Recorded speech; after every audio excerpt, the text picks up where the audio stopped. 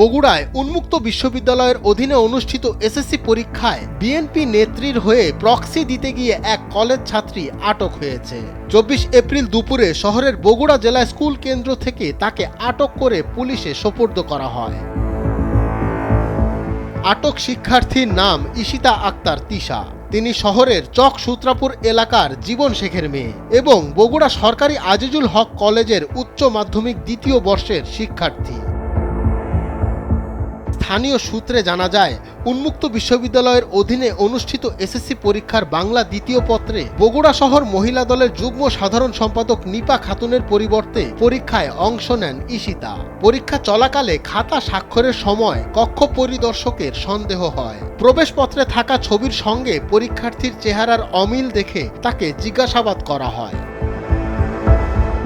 এক পর্যায়ে ঈশিতা স্বীকার করেন তিনি নিপা খাতুনের হয়ে পরীক্ষায় অংশ নিচ্ছিলেন। পরে কেন্দ্র কর্তৃপক্ষ বিষয়টি পুলিশকে জানায়। খবর পেয়ে বগুড়া সদর থানা পুলিশ ঘটনাস্থলে পৌঁছে তাকে আটক করে থানায় নিয়ে যায়।